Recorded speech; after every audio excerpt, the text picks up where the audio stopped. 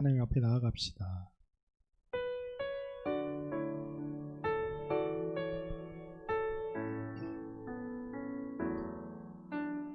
예수 우리 왕이여, 이곳에 오셔서 우리가 함께 드리는 찬양을 받아 주소서. 우리는 주님의 백성, 주님은 우리 왕이라. 왕이신 예수님 오셔서 좌정하사 다스리소서.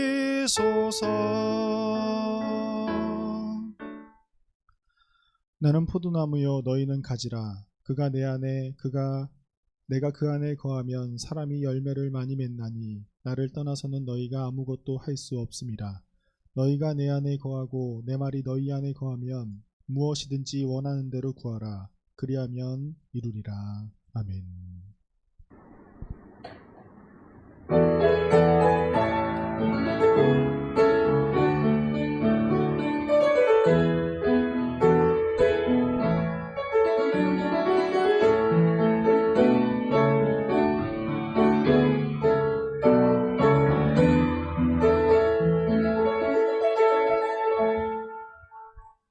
우리를 사랑하시는 하나님, 우리가 주님 앞에 나옵니다.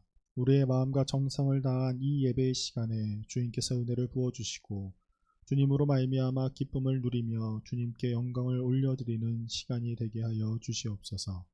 우리에게 사랑을 더하여 주시는 예수님의 이름으로 기원하옵나이다. 아멘. 나는 전능하신 아버지 하나님 천지의 창조주를 믿습니다. 나는 그의 유일하신 아들 우리 주 예수 그리스도를 믿습니다. 그는 성령 잉태되어 동정녀 마리아에게서 나시고 본디오 빌라도에게 고난을 받아 십자가에 못 박혀 죽으시고 장사된 지 사흘 만에 죽은 자 가운데서 다시 살아나셨으며 하늘에 오르시어 전능하신 아버지 하나님 우편에 앉아 계시다가 거기로부터 살아있는 자와 죽은 자를 심판하러 오십니다. 나는 성령을 믿으며 거룩한 공교회와 성도의 교제와 죄를 용서받는 것과 몸의 부활과 영생을 믿습니다. 아멘. 우리 이 시간 함께 우리의 하나님을 함께 찬양합시다.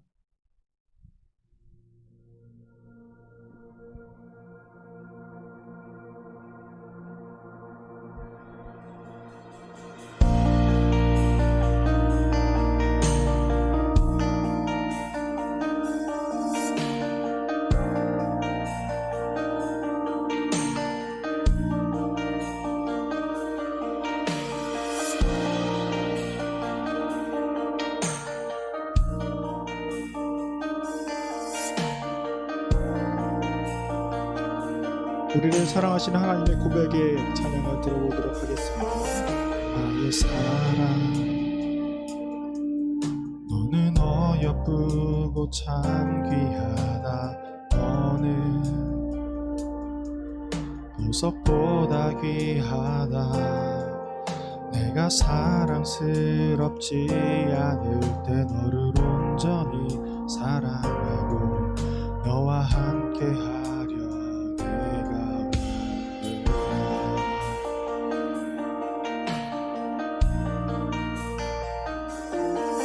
주의 사랑, 이 사랑은 결코 변치 않아. 모든 계절 돌보시네. 푸른 마르고 꽃은 시드나 주의 말씀은 신실해. 실수가 없으신 주만 바라라.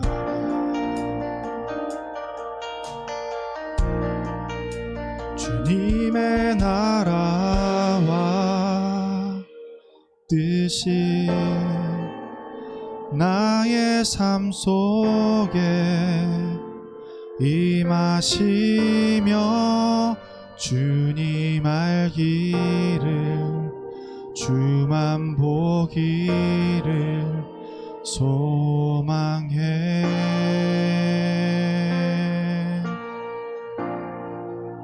거룩히 살아갈 힘과 두려움 없는 믿음 주실 나의 하나님 완전한 사랑 찬양해.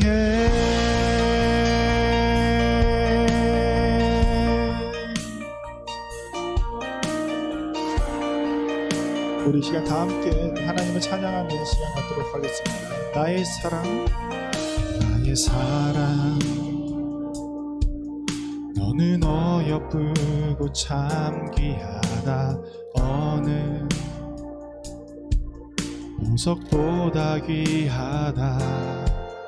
내가 사랑스럽지 않을 때 너를 온전히 사랑하고 너와 함께하려 내가 왔구나. 주의 사랑, 주의 사랑, 이 사랑은 결코 변치 않아. 모든 계절 돌보시네. 푸른 마르고 꽃은 시드나 주의 말씀은 신실해. 실수가 없으신 주만 바라나. 주님의 나라와 뜻이 나의 삶 속에 임하시며 주님 알기를 주만 보기를 소망해.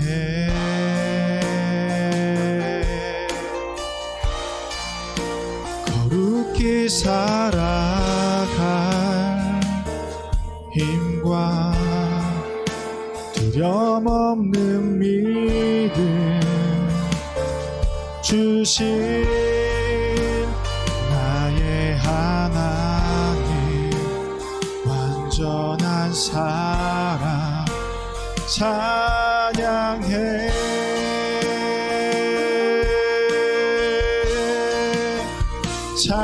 찬양하리 만군의 주 영원히 함께 하시네. 존귀하신 사랑의 왕 영원히 통치하시네. 찬양하리 만군의 주 영원히 함께 하시네. 존귀하신 사랑의 왕 영원히 통치하시네.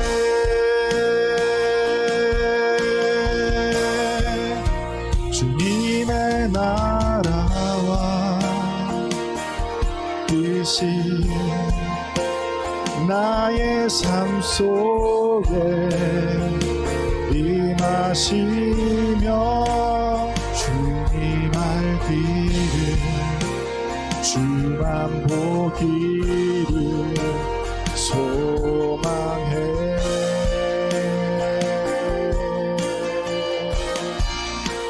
거룩히 살아갈 힘과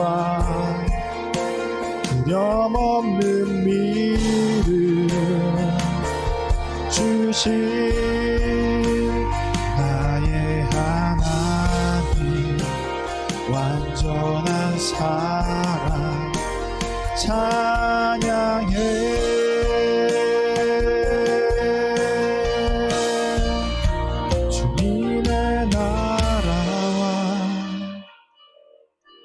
이신 나의 삶 속에 임하시며 주님 알기를 주만 보기를 소망해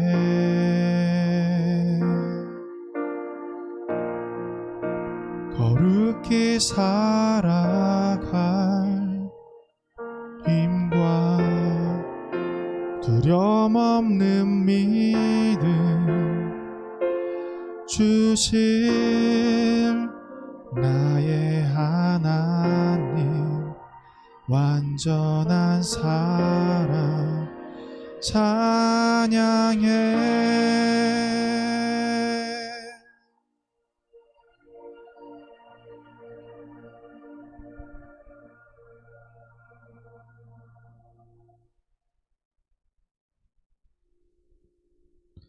이 시간 우리에게 완전한 사랑을 보여주시는 하나님을 우리 함께 더 이상 한 번 더 신나게 찬양했으면 좋겠습니다.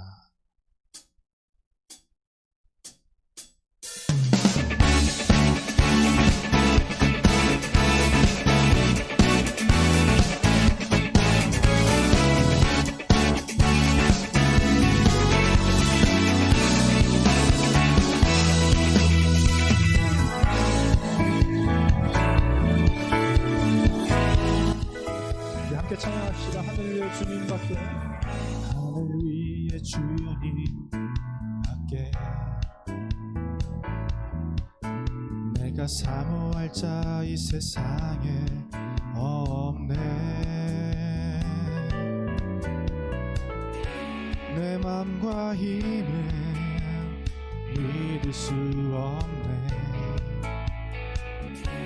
오직 한 가지 그 진리를 믿네 주는 나의 힘이요 주는 나의 힘이요 주는 나의 힘이요 영원히 주를 의지하리 주는 나의 힘이요 주는 나의 힘이요 주는 나의 힘이요 영원히 주를 의지하리 영원히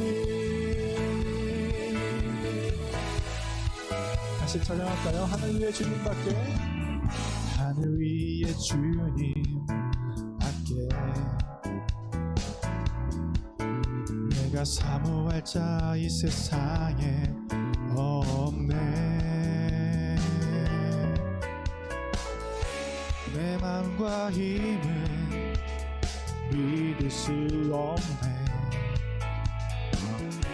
오직 한 가지 그 진리를 믿네 주는 나의 힘이요 주는 나의 힘이요 주는 나의 힘이요 영원히 주를 의지하리 주는 나의 힘이요 주는 나의 힘이요 주는 나의 힘이요 영원히 주를 의지하리 영원히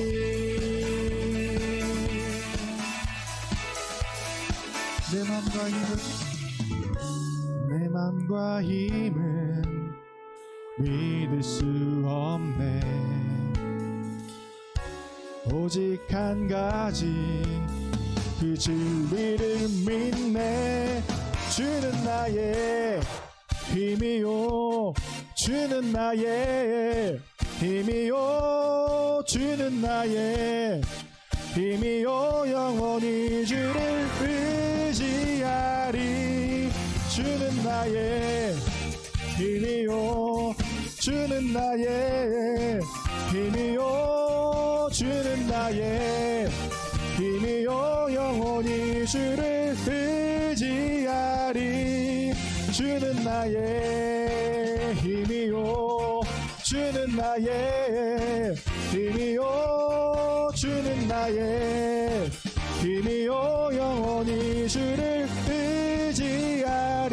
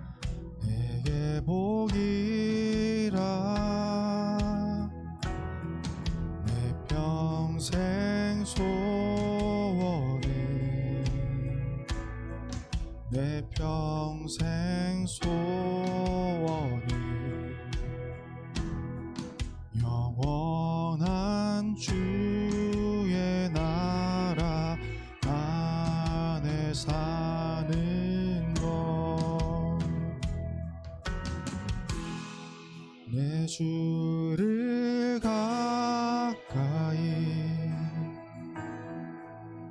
더욱 가까이 주님을 가까이 하며 내게 복이라 내 주를 가까이 더욱 가까이 주님을 가까이 하며 내게 복이라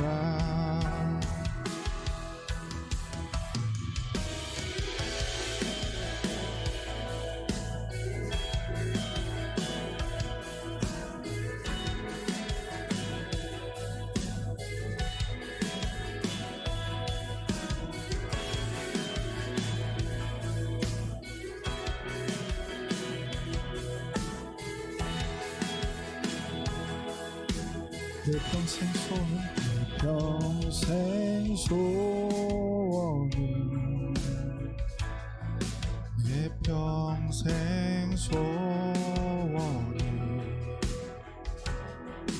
영원한 주의 나라 안에 사는 것 내 주를 가까이 더욱 가까이 주님을 가까이 하며 내게 복이라 내 주를 가까이 더욱 가까이 주님을 가까이 하며 내게 복이라 더욱 가까이 더욱 가까이 주님 앞에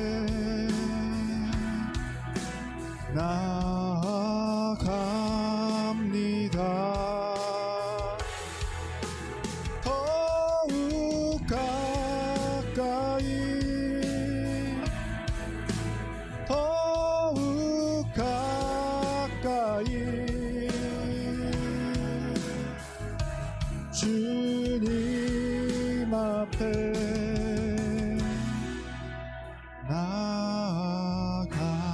나아갑니다.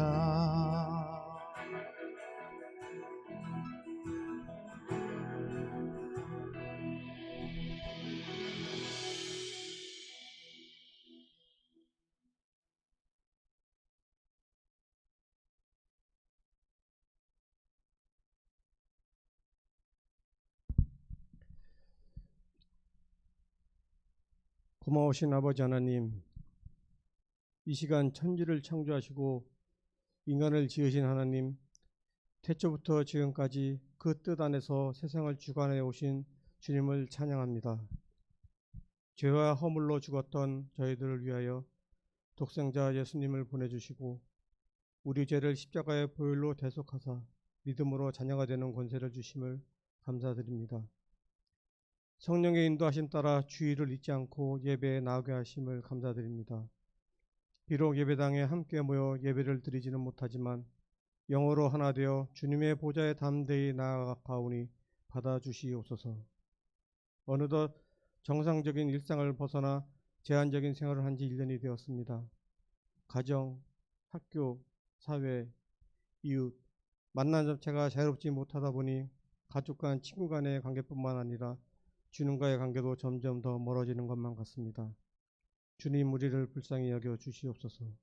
어떤 어려운 가운데서도 주님의 사랑, 은혜 늘 구하는 주님의 자녀들 되게 하여 주시옵소서. 청소년 일부에서 올라온 신입생 친구들 빠른 시일 내에 만나길 바라며 올 한해 우리 공동체를 위해 헌신할 임원들 주 안에서 아름답게 세울 수 있도록 인도하여 주시옵소서. 코로나 바이러스 사태로 사회 곳곳에 어려운 곳, 최전방에서 싸우는 의료인, 학교, 요양병원, 각 사업장들 모두 지혜롭게 극복하게 하시며 조속한 시일에 백신이 보급되어 정상적인 일상으로 복귀하게 하옵소서. 전도사님 말씀 전하십니다. 그 말씀이 우리 마음판에 새겨져 믿음 위에 믿음을, 은혜 위에 은혜를 더하는 귀한 시간 되게 인도하여 주시옵소서. 이 모든 말씀 예수님의 이름으로 기도드립니다. 아멘.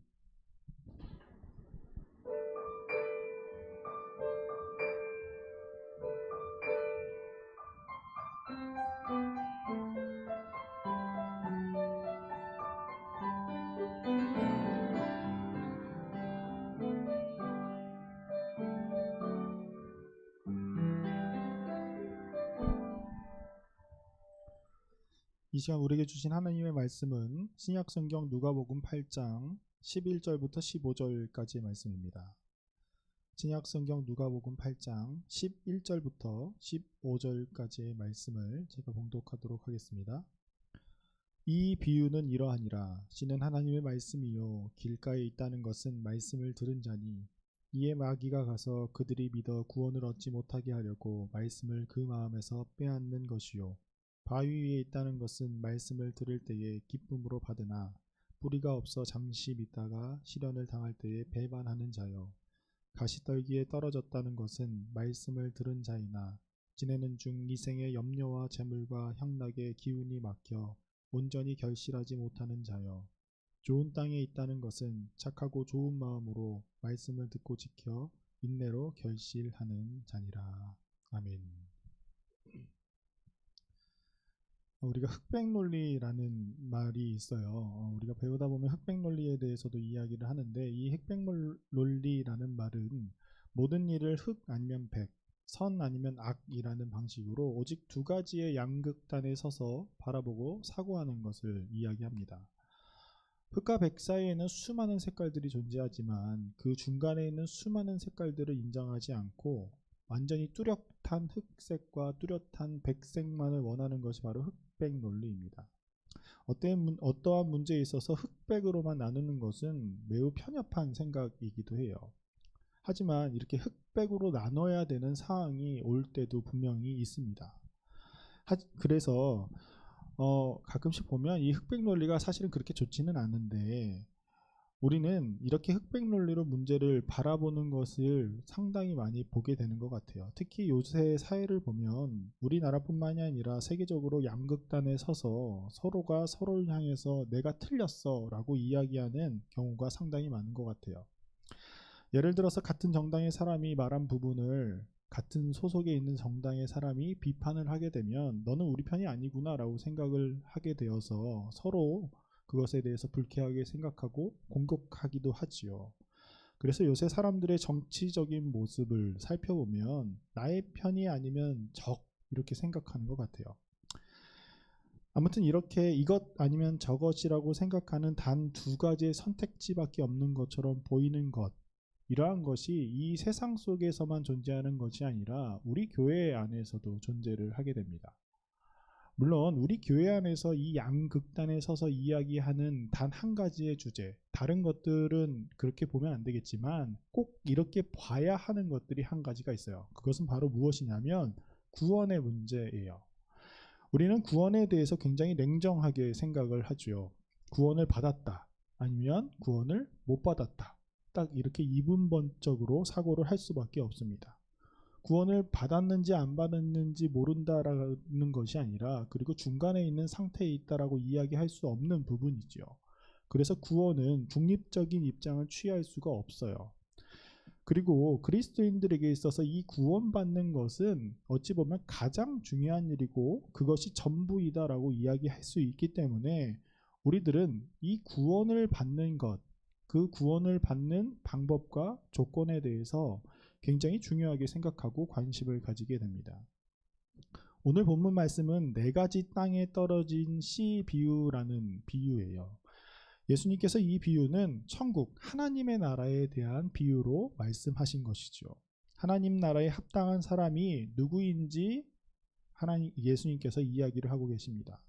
그런데 오늘 본문에 문제가 하나가 있어요. 그것은 예수님께서 하나님 나라에 합당한 사람이 누구인지에 대해서 많은 비유로 이야기를 하셨는데 대부분은 이러한 사람이 합당한 사람이다, 아니면 이러한 사람이 합당한 사람이 아니다 라고 2가지의 경우로 이야기를 해주셨는데 오늘은 무려 4가지의 경우가 나옵니다. 그래서 이 4가지의 경우를 봤을 때 어떻게 이 4가지 중에 몇 명은 무엇을 받는지에 대한 고민을 해보게 되는 것이 바로 오늘의 문제이지요. 제가 지난 설교 때 그리스도인들은 열매를 맺으며 살아가야 한다라고 이야기를 했어요. 지지난주의 설교가 열매를 맺는 삶이라는 제목으로 설교를 했거든요. 그래서 그때 그리스도인들은 분명히 열매를 맺어야 한다. 그리고 우리가 열매를 맺기 위해서는 뿌리를 내리고 충분한 영양분을 공급받아야지만 열매를 맺을 수 있기 때문에 가지인 우리들은 원나무인 예수님 안에 거할 때에만 열매를 맺을 수 있다라고 이야기를 했어요. 근데 제가 그때 분명히 구원과 이 열매 맺음은 별개의 문제라고 이야기를 했습니다. 우리가 열매가 없다고 해서 구원을 못 받는 것은 아니다. 우리가 열매가 많다고 해서 구원을 받는 것 또한 아니다라고 이야기를 하기는 했어요. 왜냐하면 이 구원이라는 것은 열매로 인해서 정해지는 것이 아니라 우리가 예수님을 그리스도라 믿을 때에 주어지는 하나님의 선물이기 때문이에요. 그런 의미에서 오늘 본문은 이 구원에 대한 문제를 다시금 생각해 보게 만듭니다. 그래서 첫 번째 땅, 두 번째 땅, 세 번째 땅, 네 번째 땅 중 분명히 구원인지 구원이 아닌지에 대해서 드러나는 땅, 첫 번째 땅과 이 네 번째 땅은 분명히 드러나거든요. 이 첫 번째 땅과 네 번째 땅이라는 것 외에 두 번째 땅과 세 번째 땅은 거기에 속한 사람이 합당한 사람인지 아닌지에 대해서 애매모호한 점이 하나가 있단 말이에요. 네 번째 땅은 믿음도 있고 열매도 있는 사람이기 때문에 분명히 구원을 받았을 텐데, 그리고 첫 번째 땅은 믿음도 없고 열매도 없기 때문에 구원을 못 받았을 텐데, 이 두 번째, 세 번째 땅은 약간 조금 문제가 하나 있어요. 무엇이냐면 이 사람들에 대해서 예수님께서 믿음이 있다라고 이야기를 하세요. 하지만 열매는 없어요. 그렇기 때문에 저 사람들은 과연 구원을 받은 사람들인가? 이것이 굉장히 중요한 이유는 내가 두 번째 땅과 세 번째 땅에 해당되는 사람인 것처럼 느껴질 때 나도 저 정도만 하면은 구원을 받을 수 있는가? 라는 생각을 하기 때문입니다. 아무튼 우리가 이것에 대해서 한번 생각을 해보는 데 있어서 우리가 이것을 조금 다른 시각으로 생각해 봤으면 좋겠어요. 우리가 구원을 받느냐 못 받느냐, 그 조건이 맞느냐 안 맞느냐 보다 내가 지금 과연 어떤 땅에 속하여 있는 사람인가 라는 시각으로 먼저 한번 생각해 보자고요.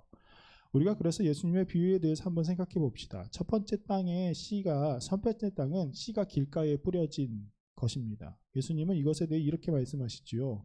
길가에 있다는 것은 말씀을 들은 자니 이에 마귀가 가서 그들을 믿어 구원을 얻지 못하게 하려고 말씀을 그 마음에서 빼앗는 것이요. 예수님께서 비유로 말씀하실 때 길가에 떨어진 씨, 그 씨는 싹을 내지 못했다고 말씀하셨어요. 하나님의 말씀이 그 마음밭에 떨어졌지만 그 상태 그대로이다라는 것을 이야기하신 것이죠. 이것은 분명히 말씀은 들었지만 사단이 와서 그 말씀을 빼앗아 갔다고 예수님은 말씀하십니다. 그렇다면 이러한 땅에 해당하는 사람들은 과연 누구일까요? 먼저 이러한 사람들의 첫 번째 특징은 말씀을 듣는 사람들이에요. 그래서 교회 밖에만 존재하는 사람들이 아니라 교회 안에도 존재하는 사람들이 바로 첫 번째 땅에 해당하는 사람들입니다. 오히려 교회 밖에 존재하는 사람들의 숫자보다 교회 안에 존재하는 숫자가 훨씬 더 많을 수 있어요. 왜냐하면 그들은 분명히, 교회 안에 있는 사람들은 분명히 하나님의 말씀을 듣기는 하기 때문이죠. 그렇지만 여기에 해당하는 사람들은 말씀을 마음에 새기지 못하는 사람들입니다. 말씀을 마음에 새기지 못하는 사람들, 그들은 교회는 나오지만 그저 교회에만 나오는 사람들을 그런 사람들이라고 할 수 있어요.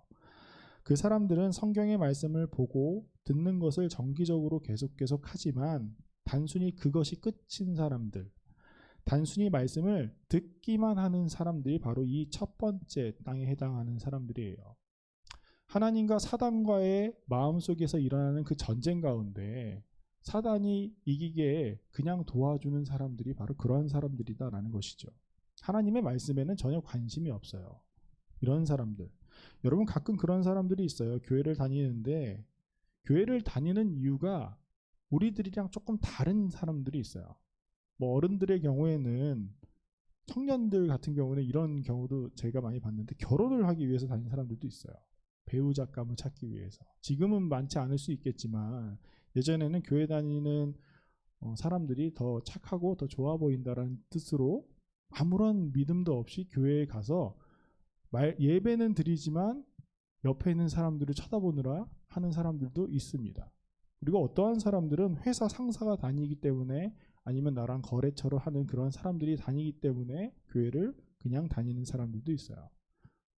10대나 20대 같은 경우는 누군가를 보기 위해 교회를 다니는 사람들도 있습니다. 아주 예쁜 누나나 아주 멋진 오빠들이 있으면 그 사람들을 보기 위해서 다니는 사람들도 있고, 친구 따라서 그냥 다니는 사람들도 있어요.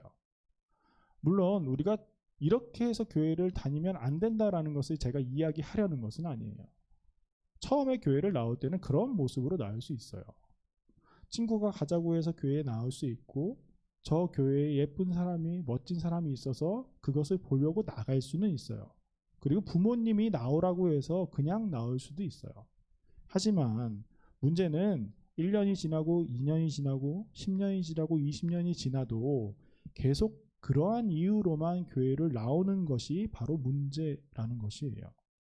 교회를 나오는 데 있어서 하나님이 아닌 다른 이유로 나온다는 것은 사실 조금 굉장히 이상한 일이에요. 교회를, 이 첫 번째 땅에 해당하는 사람들은 하나님의 말씀을 계속 듣는데도 불구하고, 하나님의 말씀이 그의 마음에 분명히 떨어졌음에도 불구하고 그 씨가 싹을 내지 못하도록 아주 단단한 마음을 갖고 있는 사람들입니다. 사단이 그 씨앗을 가지고 가라고 아주 작정을 한 사람들이 바로 이 첫 번째 땅에 해당하는 사람들이에요.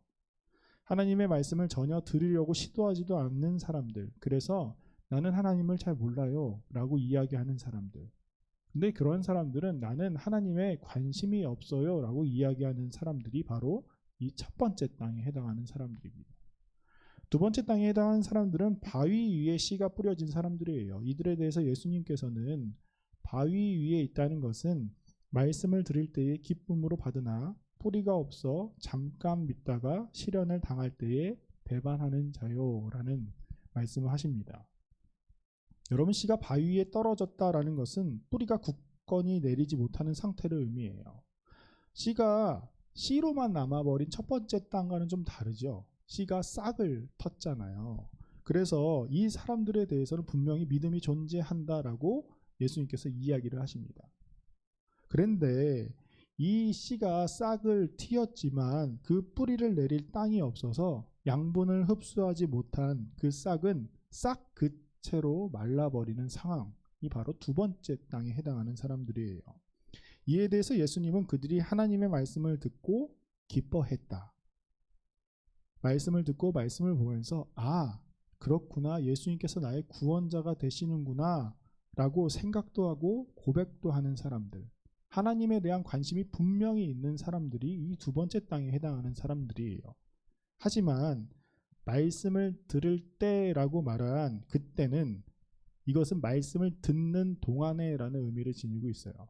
결국에 이들은 말씀을 듣고 있는 동안에만 하나님의 말씀이 참 기쁘구나 라고 생각하는 사람들이에요. 그래서 교회에 나와서 성경을 보거나 찬양을 하거나 이럴 때는 참 좋아요.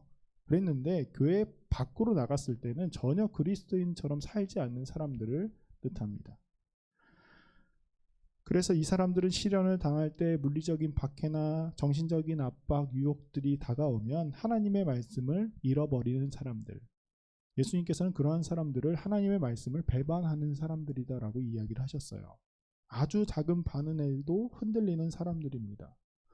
작년부터 아쉬운 것 중에 하나는 우리가 수련회를 못 간 거잖아요.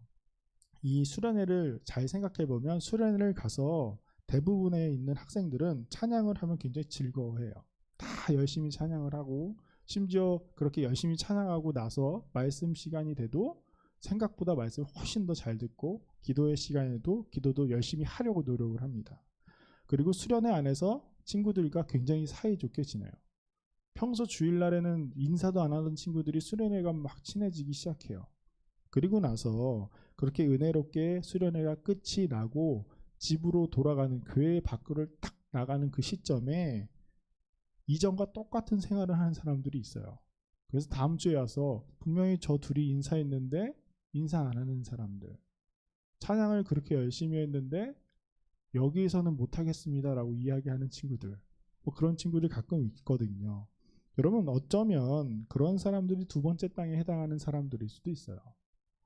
그리고 세 번째 땅, 가시떨기가 있는 땅에 대해서 예수님은 이렇게 말씀하시지요. 가시떨기에 떨어졌다는 것은 말씀을 들은 자이나 지내는 중 이생의 염려와 재물과 향락의 기운이 막혀 온전히 결실하지 못하는 자요.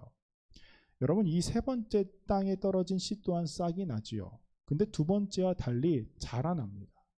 싹만이 아니라 줄기도 자라나고 잎도 생겼다라는 것은 분명히 뿌리가 내렸다라는 것을 우리가 알 수 있어요.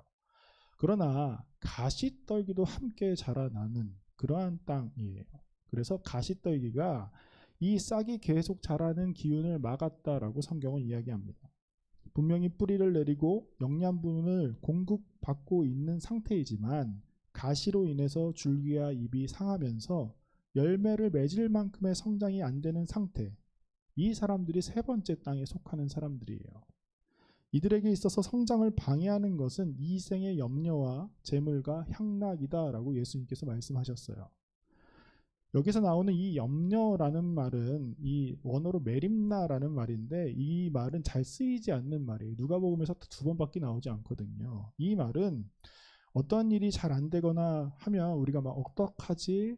잘 되려나? 그리고 어떤 친구들이 잘 지내고 있을까? 괜찮겠지라고 말하는 단순한 걱정을 뜻하는 염려가 아니에요.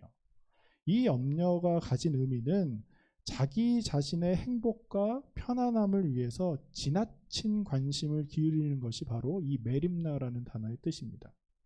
그냥 염려가 아니라 자기 자신의 행복과 편안함을 위해서 아주 지나치게 관심을 갖는 것. 요새 코로나로 인해서 홈트가 유행을 하잖아요. 집에서 하는 트레이닝이라고 이야기해서. 이전에도 우리나라는 건강에 굉장히 관심이 많았어요. 그래서 여러분 보면 아시겠지만 TV 프로그램 오전과 오후에 하는 거, 아침 방송, 저녁 방송은 부모님들이 많이 보셔서 그런지 건강에 관한 프로그램이 굉장히 많아요. 어쩔 때는 TV를 돌려도 계속 건강 프로그램이 나올 때도 있죠. 이런데 코로나로 인해서 면역력의 강화가 중요합니다라고 이야기하고 확진자들이라고 얘기하잖아요. 살이 쪄가지고 확진자들이 계속 확산됨에 따라서 몸매를 가꾸는데 더 많은 관심을 갖고 있는 것 같아요. 그래서 어떻게 하면 더 건강하게 더 예쁘고 멋진 몸을 만들 수 있을지 고민하는 사람들이 있습니다. 뭐 여러분들도 대부분 그러실 것이고 뭐 저도 그런 거에 대해서 고민도 많이 해요. 유튜브 영상을 찾아보고 이것저것 무엇이 더 좋은지 챙겨 먹기도 하지요. 물론 이러한 것들이 나쁜 것은 아니에요.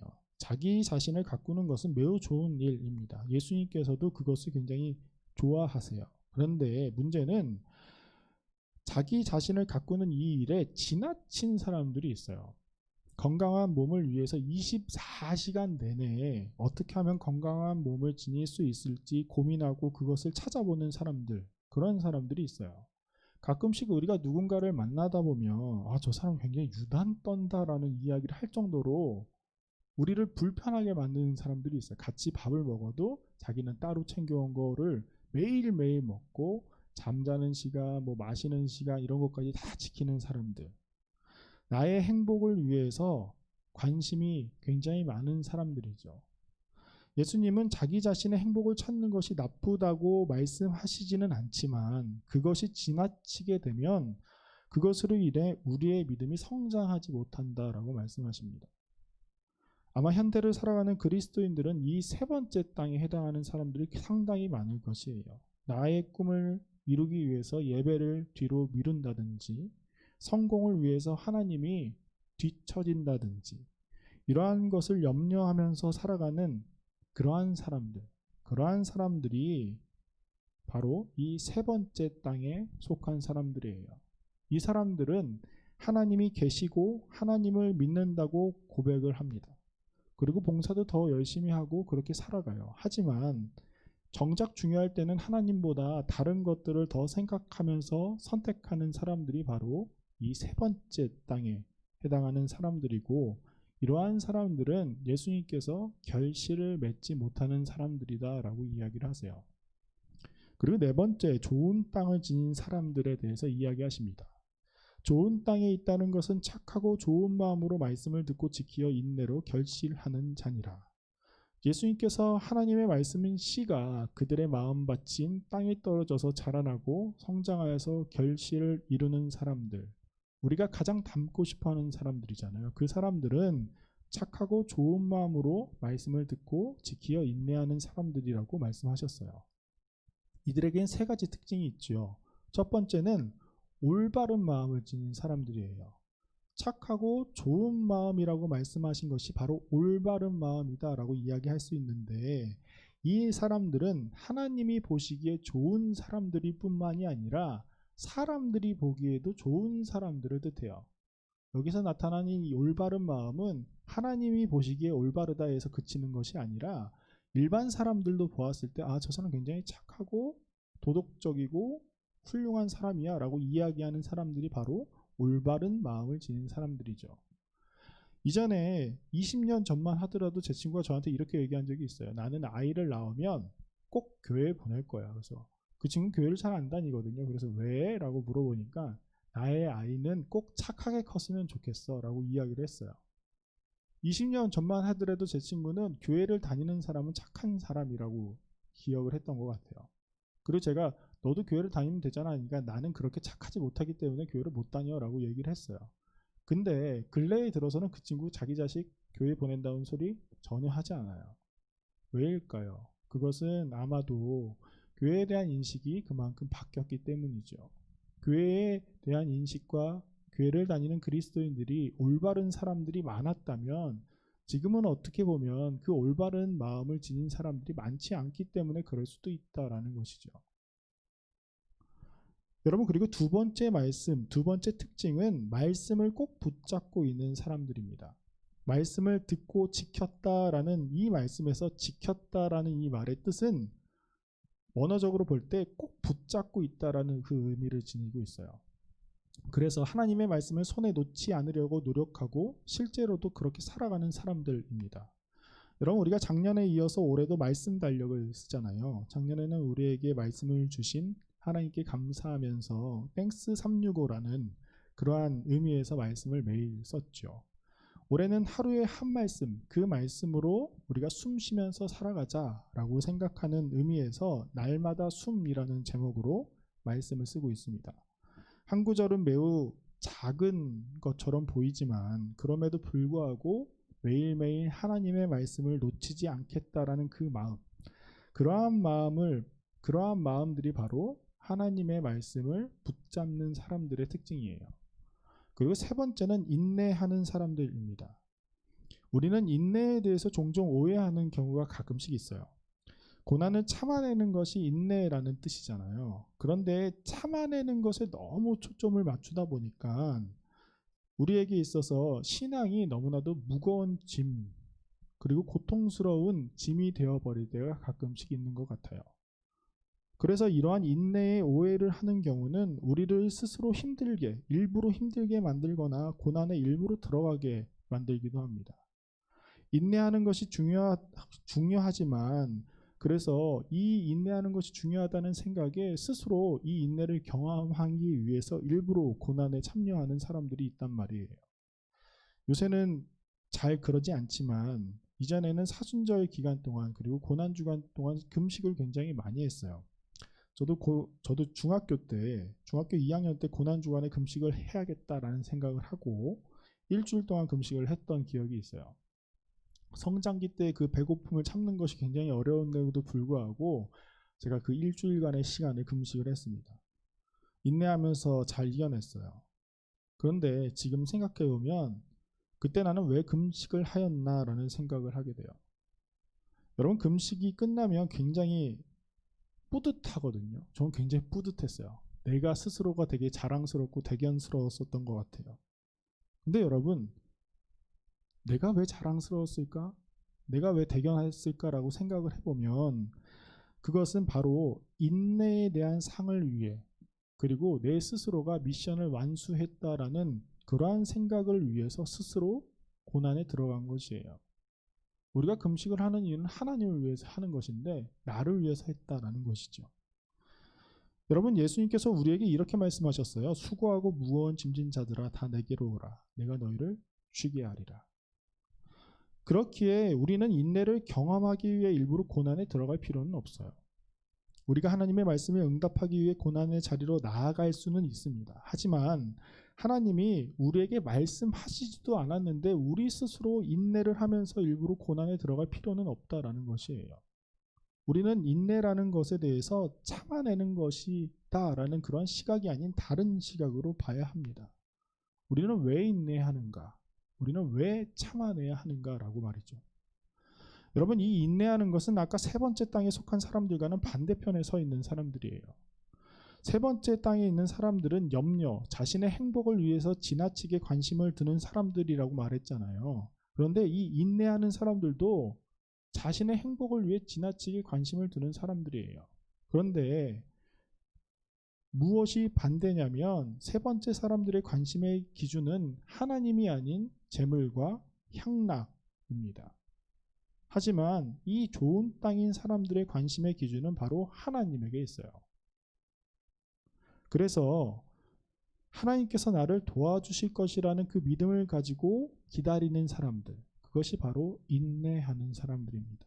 내가 이 상황을 해결하기 위해서 수단과 방법을 가리지 않고 막 노력하는 것이 아니라 하나님의 도우심을 기다리면서 참는 사람들, 하나님께 기대어가며 살아가는 사람들이 바로 인내하는 사람들이고, 그러한 사람들이 우리에게 고난이 찾아왔을 때 그 고난을 견디면서 살아갈 수 있는 사람들이에요.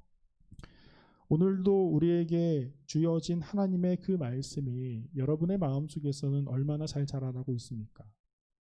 여러분, 예수님의 말씀은 분명히 중립적인 입장을 취할 수 없는 말씀이에요. 예수님의 말씀은 누군가에게는 굉장히 통찰력이 없다라고 이야기하는 말처럼 들리기도 합니다. 하지만 누군가에게는 예수님의 말씀이 생명의 말씀입니다. 그 말씀에 힘이 있고 그 말씀만이 오직 내게 생명을 주는 그 말씀, 생명이 생명을 낳을 수 있는 그 열매를 가지는 그 말씀이다라고 고백하는 사람들이 있어요. 그랬기에 내가 목숨을 다해서라도 그 말씀을 지켜야겠다, 내가 인내해야겠다라고 고백하는 그런 생명의 말씀입니다. 여러분, 우리의 마음에 떨어진 하나님의 그 말씀을 가지고 예수님 안에서 성장시켜서 열매를 맺는 좋은 땅, 마음이 올바르고 하나님의 말씀을 붙잡으며 하나님의 도우심을 바라고 기다리는 그러한 하나님의 생명의 결실을 이룰 수 있는 사랑하는 청소년 2부 공동체가 되기를 주님의 이름으로 소망합니다. 우리 함께 기도하겠습니다. 우리의 생명의 구원자 되시는 하나님 아버지, 우리가 오늘도 주님의 말씀을 듣고 그 말씀으로 열매를 맺고자 주님 앞에 나왔습니다. 주님, 우리의 마음이 올바르고 주님의 말씀을 꼭 붙잡으며 주님을 기다리는 좋은 마음이 되게 하여 주시옵소서. 우리가 다른 것으로 흔들릴 때가 있지만 우리의 농부 되시는 하나님께서 우리를 지키시면 우리가 흔들리지 아니하오니 우리가 예수님 안에 거하며 열매를 맺는 그리스도인들이 되게 하여 주시옵소서. 예수님의 이름으로 기도드립니다. 아멘. 이 시간 봉헌 찬양 부르시면서 봉헌 드리겠습니다.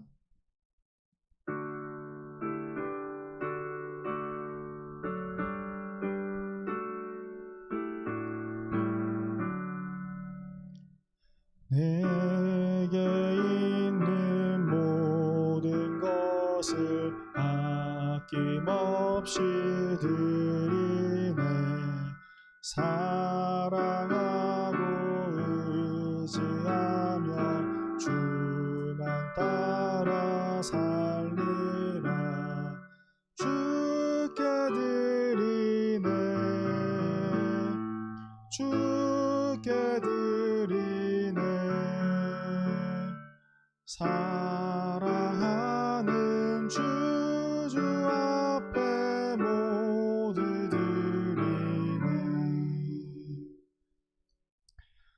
주님, 따뜻함이 올 것 같지 않았던 겨울의 추위가 어느덧 조금씩 누그러짐을 느끼고 있습니다. 코로나로 인해 다시금 회복되지 않을 것 같은 이 상황 또한 조금씩 나아질 것이라 생각됩니다. 주님, 우리의 소망 되시는 주님을 기억하게 하여 주시옵소서. 소망의 주님을 기억하고 우리에게 은혜를 주시는 주님께 감사하며 이 시간 봉헌 드리는 손길들이 있습니다.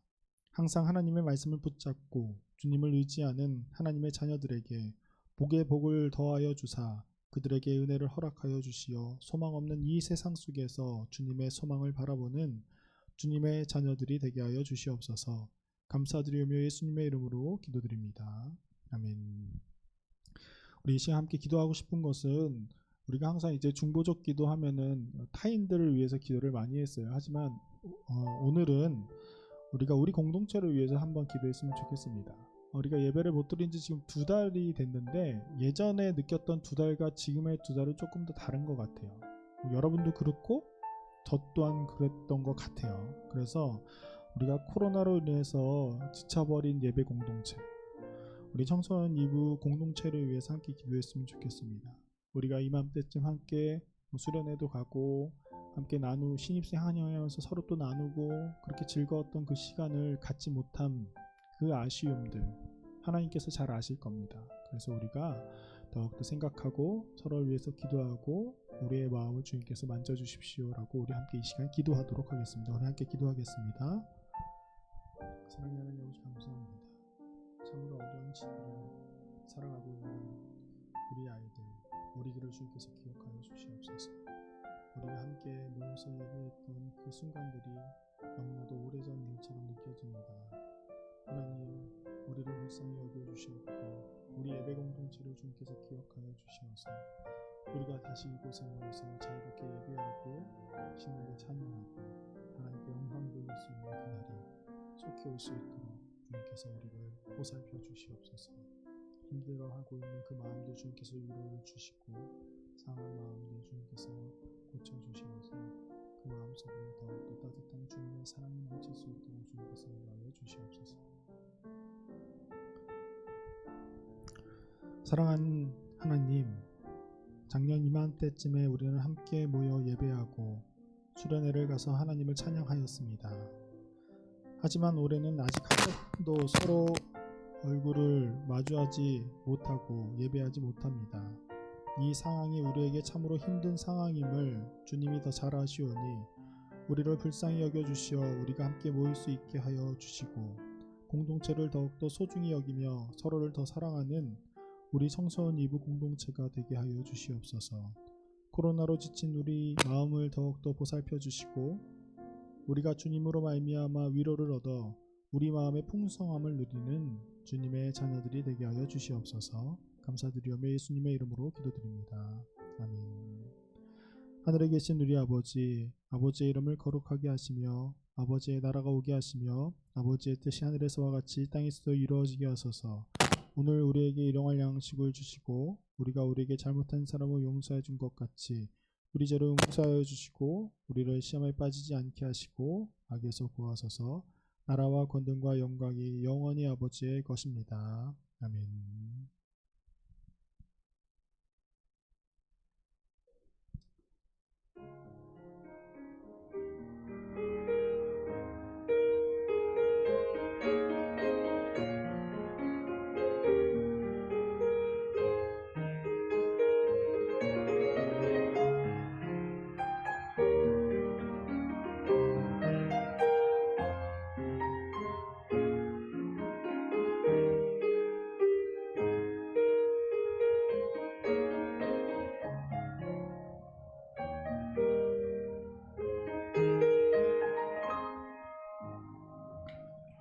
광고 말씀드리도록 하겠습니다. 우리가 아직은 이번 주랑 다음 주까지는 온라인 예배를 드리기로 했습니다. 그래서 여러분 다음 주까지는 우리가 온라인 예배로 참여하도록 하겠습니다.